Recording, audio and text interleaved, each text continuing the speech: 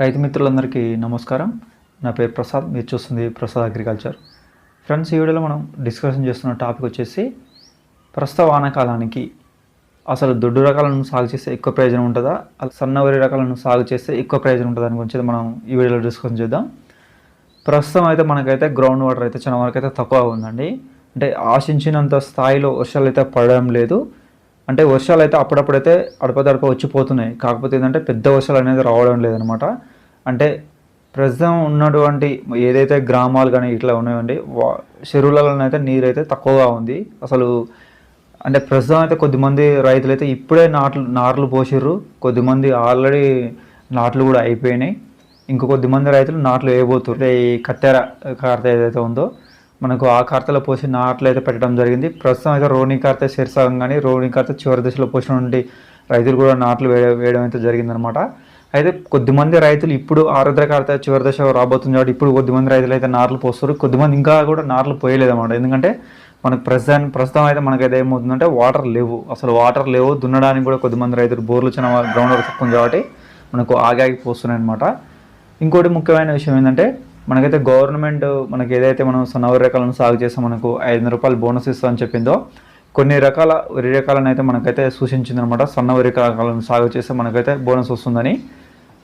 ఇంకా ఏంటంటే మనకు కేంద్ర ప్రభుత్వం కూడా మనకు ఎంఎస్పి ఈ మద్దతు ధరను కూడా పెంచిందనమాట. అయితే మనకు 2330 రూపాయలు అంటే ఆ చేంజెస్లో మనకైతే ప్రస్తుతం అయితే ఏ గ్రేడ్ కింద ఉన్నటువంటి దొడ్డు రకాలకు అయితే మనం ఈ వీడియోలో ముందు చెప్పుకున్నట్లుగా మనం సన్న రకాలను సాగు చేస్తే ఎక్కువ ప్రయోజనం, దొడ్డు రకాలను సాగు చేస్తే ఎక్కువ ప్రయోజనం అనేది చూసుకున్నట్లయితే మనకు సన్న వరి రకాలు అనేవి మనకు మనకు కానివ్వండి, మన ఫ్యామిలీ కానివ్వండి, ఎవరికైనా ఉన్నటువంటి తినడానికి మాత్రం అంటే మనకు ఎంత కావాలన్న ఆ సన్న రకాలను అంత సాగు చేసుకోవడం బెస్ట్. ఎందుకంటే ఈ ఖరీఫ్లో ఇంకోటి ఏంటంటే ఈ ఖరీఫ్లో మనం సన్న వరి రకాలను సాగు చేస్తే ఏమవుతుందంటే చాలా యాజమాన్యం చేయాల్సి వస్తుంది.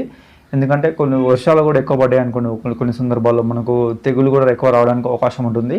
ఇంకా ఏంటంటే మనకు ఈ ఖరీఫ్లో సరైన వాతావరణం అనుకూలించదు కాబట్టి మనకైతే ఏమవుతుందంటే మనమైతే అంటే ఆశించినంత దిగుబడి రాదనమాట.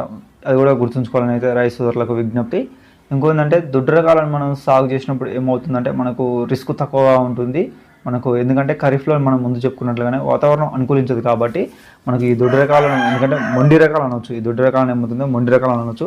ఇంకా ఏంటంటే మనం ఈ దొడ్డు రకాల్లో కూడా కొన్ని మనకు హైబ్రిడ్ ఇచ్చే వరి రకాలు కూడా ఉన్నవి. ఎందుకంటే కొద్దిమంది రైతులు అయితే మనం చూస్తున్నాం, చాలా వరకు అయితే నాకైతే కామెంట్స్ వస్తున్నాయి, ఈ పలానా వరి రకాలు ఏ రకాలు సాగు చేస్తారు బ్రదర్ అని చాలా వరకు అయితే కామెంట్ చేస్తారు. వాళ్ళకు నేను సాగు చేసినటువంటి రకాలని అలాగే నాకు తెలిసిన రకాలను కూడా వాళ్ళకైతే సూచించడం జరిగింది. నేనైతే మెయిన్గా చెప్పడం ఏంటంటే ఈ ఖరీఫ్లోనైతే మీరైతే వీలున్నంత వరకు అయితే దొడ్డు రకాలను సాగు చేసుకోండి. ఎందుకంటే మనకు ఇంతకుముందు చెప్పుకున్నట్లుగా ఎంఎస్పి కూడా పెంచింది మనకు కేంద్ర ప్రభుత్వం. మనకు 2300 రూపాయలు పడుతుంది. ఒకవేళ సన్న రకాలను సాగు చేస్తే ఏమవుతుందంటే పెట్టుబడి ఖర్చులు పెరిగిపోతాయి. ఈ దొడ్డు రకాలను సాగు చేయడం వల్ల ఏమవుతుందంటే కనీసం మనం అయితే స్ప్రేలు అంటే 3 స్ప్రేలు ఇచ్చేసినా సరిపోద్ది. కొన్ని సందర్భాల్లో 2 స్ప్రేలు కూడా వచ్చేసినా సరిపోతుంది అనమాట. ఇంకా ఏంటంటే మనకు ఈ వర్షాకాలంలో మనం పెట్టుబడి ఖర్చులు పూర్తిగా తగ్గించుకునే ప్రయత్నం చేసినట్లయితే మనకు మంచి మిగులుతాయి అనమాట. ఇంకా ఏంటంటే మనం ఇంతకుముందు చెప్పుకున్నట్లుగా సన్న వరి రకాలు అనేవి మనకు ఈ వర్షాకాలంలో సాగు చేయడం వల్ల ఏమవుతుందంటే మనకు కొన్ని రకాల మందులు అయితే ప్రత్యేకంగా స్ప్రే చేయాల్సిన అవసరం అయితే ఉంటుంది. ఎందుకంటే మనకు చివరి సమయంలో కోత కంటే ముందు కూడా కొన్ని సందర్భాల్లో ఏమవుతుందంటే మనకైతే సుడిదోమ అటాకింగ్ అనేది అయితే కావడం జరుగుతుంది. అందుకని ఈ సుడిదోమ ఉధృతిని తప్పించుకోవాలంటే ఫస్ట్ మెయిన్గా మనం చేయాల్సిన పనులు ఏంటంటే మనకి ఏవైతే మనకు వరి గట్లు ఏవైతే ఉన్నాయో వాటి మీద గడ్డి లేకుండా చూసుకోవాలి. నెక్స్ట్ ఇంకా ఏం చేయాలంటే మనకు ఈ వరిలో మడులు అయితే ఏవైతే ఉందో కాలి బాటలు అయితే వదులుకోవాలి. ఇప్పుడు వదిలినప్పుడు అయితేనే మనకు మంచిగా ఈ దోమ పూట అనేది రాదనమాట. ఎందుకంటే ఇంకా ఏంటంటే మనకు అంటే మందులు అయితే ఉన్నాయి, మనకు దోమ వస్తే మనకు స్ప్రే చేయడానికి అయితే మనకు మందులు అయితే అందుబాటులో ఉన్నాయి. కాకపోతే ఏంటంటే నేను రైతులు మెయిన్గా చెప్పేది ఏంటంటే మనం ఒకవేళ సన్న రకాలను సాగు చేస్తే మాత్రం కొన్ని మంచి యాజమాన్య చర్యలు పాటించినప్పుడే మనకైతే మంచి దిగుబడి రావడానికి అవకాశం ఉంటుంది. ఇంకా ఏంటంటే మనం ఎంత మంచి యాజమాన్యం ఎంత చేసినా కానీ మనకు ఈ ఖరీఫ్లో ఏమవుతుందంటే ఒకవేళ మనం రోహిణి కార్త కానీ మనం కత్తెరలు కానీ పోసినటువంటి నార్లు ఏవైతే ఉన్నాయో అవి మనకు ఏమవుతుందంటే మనకు వర్షాలు ఉంటే ఏమవుతుందంటే అధికంగా పెరిగిపోవడానికి అవకాశం ఉంటుంది, గాలివానలకు కింద పడిపోవడానికి అవకాశం ఉంటుంది. అయితే ఏంటంటే మనకు కొన్ని దొడ్డు రకాలను చూసుకున్నట్లయితే మనకు ఈ గాలివానలకు కూడా అడ్డం పడకుండా అలాగే ఈ గింజ కూడా రాలిపోకుండా ఉండడానికి కూడా కొన్ని వేరే రకాలు అయితే అందుబాటులో ఉన్నాయి.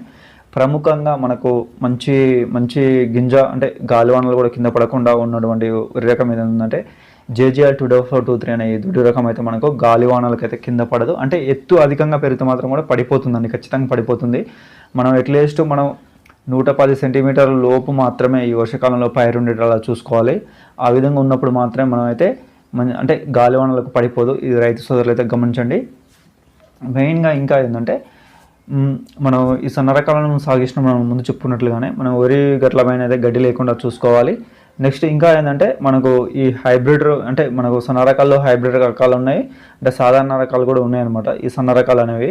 అయితే ఏంటంటే మనం మంచి యాజమాన్యం చేసినప్పుడే మనకు మంచి దిగుబడి రావడానికి అవకాశం ఉంటుంది. ఈ సన్న రకాలు ఏంటంటే మనం సాగు చేసినప్పుడు ఏమవుతుందంటే ఏదైనా తెగుళ్ళు వచ్చినాయి అనుకోండి, ఈ తెగుళ్ళు వచ్చినప్పుడు ఏమవుతుందంటే మనం ఫాస్ట్గా వాటికి మనం అంటే తొందరలో అంటే ఈరోజు వచ్చింది, మనం ఈరోజు గమనిస్తున్నాం పైర్ని, మనకు దానికి తెగులు వచ్చింది అనుకోండి, తెగులు కానీ ఏదైనా మందు కొట్టాలనుకోండి, కనీసం ఒక రోజు కానీ 2 రోజుల్లో మనం స్ప్రే చేసినట్లయితే మనకు అంటే రికవరీ కావడానికి అవకాశం ఉంటుంది. తొందరగా మనకు చేను కూడా పాడవకుండా మంచిగా గ్రోతింగ్ అంటే ఇంకా కుదురుకోవడానికి అవకాశం ఉంటుంది.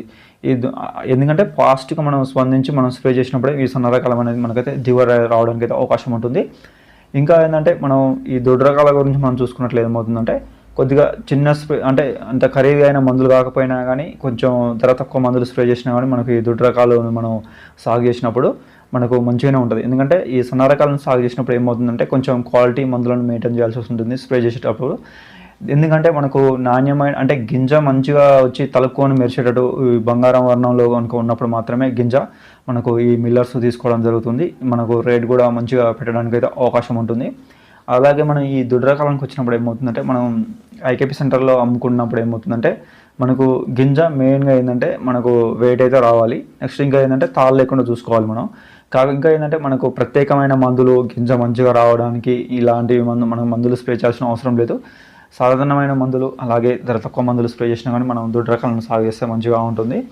మెయిన్గా ఏంటంటే రైతులు అయితే ప్రజెంట్ అయితే మనకైతే అధిక సాంద్రతలు అయితే నాట్లయితే వేయలేదు ప్రజెంట్. ఇంకా మనకు ముందు మనకు వర్షాలు పడుతున్నాయి, నార్లు పోయడానికి అయితే అవకాశం ఉంటుంది. ఇది రైతులు గమనించండి. ఇంకా ఏంటంటే కొద్దిమంది రైతులు అయితే ఇంకా ఖర్చులు తగ్గించుకోవాలని ఏం చేస్తున్నారంటే డ్రమ్ సీడరు అలాగే వెద సాగం కూడా కొద్దిమంది రైతులు అయితే పాటిస్తారు. నెక్స్ట్ ఇంకా ఏంటంటే మనకు ఈ వెదర్ సాగు ఈ డ్రమ్ సీడర్ అనేది కూడా వర్షాకాలంలో కొద్దిగా రిస్క్ ఎక్కువ. అలాగే మనం అయితే చూసుకోండి, ఎందుకంటే మనకు ఒకవేళ చల్లిన తర్వాతకి ఏదైనా నీళ్లు తీసిన తర్వాతకి ఆరగట్టే సమయంలో మనకి ఏమైనా వర్షాలు వచ్చినా కానీ ప్రాబ్లం అవుతుంది.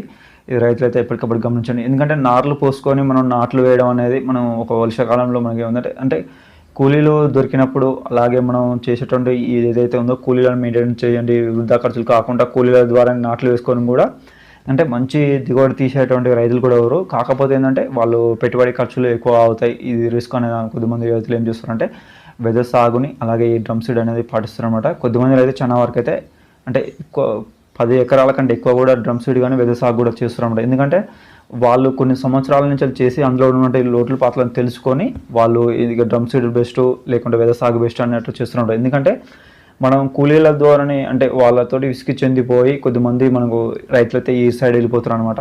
ఇది మంచి ఆలోచన అని చెప్పొచ్చు. ఇంకా చూసుకున్నట్లయితే మనం ప్రస్తుతం అయితే మనకైతే గవర్నమెంట్ అనేది మనకు సన్న రకాలను సాగు చేస్తేనే మనకు బోనస్ ఇస్తుందని కూడా ప్రకటించింది అనమాట. దాదాపుగా కొన్ని చాలా రకాలను అయితే ప్రకటించింది. నెక్స్ట్ వీడియోలో అయితే అది వాటి రకాలు ఏంది, ఏ రకాలను సాగు చేస్తే ఎక్కువ దిగుబడి వస్తుంది సన్న రకాలు అనేది కూడా తెలుసుకుందాం. అయితే మెయిన్గా నేను చెప్పేది ఏంటంటే మనకు ఈ ఖరీఫ్లో అనేది మనకు వాతావరణం అయితే అనుకూలించదండి. ఎందుకంటే వరిని సాగు చేసినప్పుడు 25 డిగ్రీల పైన ఉష్ణోగ్రత ఉండాలండి. అంటే 25 డిగ్రీల పైన ఉంటేనే పైరు కోత వరకు కూడా మంచి రావడానికి అవకాశం ఉంటుంది.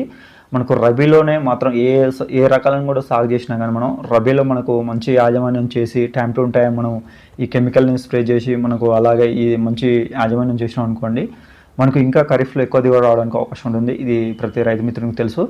కాకపోతే ఏంటంటే మీరు ఏ వరి రకాలను సాగు చేసినా కానీ ఏంటంటే ఈ ఖరీఫ్లో ఏమవుతుందంటే ఖచ్చితంగా దిగుబడి అయితే 30 క్వింటాల లోపే వస్తుందండి, ఎక్కువనైతే రాదు నాకు తెలిసి. ఎందుకంటే ఎక్కువ వచ్చే ఉన్నాయి కొన్ని హైబ్రిడ్స్ రకాలు అవి కూడా ఉంటాయి. ఎందుకంటే ఇంకా ఏంటంటే అవి ఏంటంటే తూకం రాకపోవచ్చు, వచ్చినా ఉన్నా కానీ తూకం ఎక్కువ రాకపోవచ్చు అనమాట. అందుకని రైతు మిత్రులకు మంచి విజ్ఞప్తి నా యొక్క అనుభవపూర్ణంగా నేను చెప్తున్నది ఏంటంటే సన్న రకాలను సాగు చేసిన దానికంటే దొడ్డు రకాలను సాగు చేయడమే బెస్ట్ అండి. ఎందుకంటే మనకు నేను ఇంతకు ముందు చెప్పుకున్నట్లుగా రిస్క్ అనేది చాలా తక్కువగా ఉంటుంది. అందుకని ఈ దుడ్డు రకాలను కొద్దిమంది రైతులు ఏం చేస్తారంటే సన్న రకాల సైడ్ అసలు వేయనే వేయరనమాట. నాకు తెలిసి మనం ఆ ఏరియాలో కూడా కొద్దిమందికి నేను రబీలో సన్న రకాలను సాగు చేసుకోవచ్చుగా, మంచి దిగుబడి వస్తుంది, మంచి రేట్ వస్తుంది అంటే అవసరం లేదు, స్ప్రేలు చేయడం లేదు, మనం కెమికల్స్ అన్ని రిస్క్ ఉంటుంది, ఎక్కువ ఉంటుంది, అవసరం లేదు, మనం ఈ దుడ్డు రకాలను సాగు చేసుకుంటాం, ఐకేపీలో పోసుకుంటాం, అమ్ముకుంటాం అని చాలామంది రైతులు చెప్పారు. కాకపోతే ఏంటంటే మనం సన్న రకాలను సాగు చేసినప్పుడు మనం అంటే చిన్న పిల్లవాడిని ఎట్లా ఏ విధంగా కాపాడుకుంటూ వస్తామో ఈ సన్న రకాలను సాగు చేసినప్పుడు ఆ విధంగా మెయింటైన్ చేయాలన్నమాట. మనం దొడ్డు రకాలలో మనకైతే మంచి అంటే దొడ్డు రకాలను సాగు చేస్తున్నప్పుడు మెయిన్గా మనకు ఐకేపీ సెంటర్లో మంచి తూకం రావాలి అని అనుకుంటే మాత్రం రైతు సోదరులు ఒకటే గుర్తుంచుకోండి, మనం ఖచ్చితంగా ఏదైతే మనం ఈ పొటాషియంలో ఉందో మనకు ఖచ్చితంగా ఈ పొటాషియం అయితే వాడుకున్నట్లయితేనే మనకు గింజ అనేది వెయిట్ రావడానికి అవకాశం ఉంటుంది, తాలు శాతం అనేది చాలా వరకు తగ్గుద్దండి. మీరు చూసుకోండి, కొన్ని రకాలను అయితే నేను అనుభవపూర్వకంగా నేను చేసి ఒక మంచిగా నల్లరేగడి భూమి, ఎర్ర భూమి అనుకుంటే మాత్రం మీరు ఈ ఖరీఫ్లో మాత్రం KNM 118 వేసుకోండి, లేకుంటే JGL 244-2 వేసుకోండి, మంచి దిగుబడి రావడానికి అయితే అవకాశం ఉంటుంది. ఒకవేళ మేము సన్న రకాలనే సాగు చేస్తాం, ఇంకా మా సైడ్ మిల్లులు ఎక్కువగా ఉన్నాయి అనుకుంటే మాత్రం ప్రజెంట్ అయితే ఎక్కువ శాతం అంటే రైస్ మిల్లర్లు ఎక్కువగా తీసుకుంటున్న వరి రకాలు అయితే చాలా అంటే కొన్ని సన్న రకాలు అనేవి మనకు చాలా వరకు అందుబాటులో ఉన్నాయి. కాకపోతే ఏంటంటే అవి అన్నీ మనకు తినడానికి అయితే అనుకూలంగా లేవు. కొన్ని సందర్భాలలో వాటిని సాగు చేస్తే మాత్రం తీసుకోవట్లేరు మన రైతులు కొద్దిమంది. నాకు తెలిసి HMTలు ఎక్కువ సాగు చేస్తారు, అలాగే మనకు ఈ చిట్టుపొడిలు కూడా ఎక్కువ అయితే సాగు చేస్తారు అనమాట. అంటే చూడండి మనం ఒక రైతుని ఒక ద్వారా ఏ సాగు చేస్తారు ఏందనేది మనం ఈ నెక్స్ట్ వీడియోలో అయితే ఎలాంటి సన్న రకాలను సాగు చేస్తే మంచి దిగుబడి వస్తుంది, అలాగే దుడ్డు రకాల్లో కూడా మంచి దిగుబడి చేయకుండా తెలుసుకుందాం. ఇది ఫ్రెండ్స్ ఈ వీడియో. మరొక వీడియోతో అయితే మళ్ళీ కలుద్దాం. అంతవరకు సెలవు, నమస్కారం.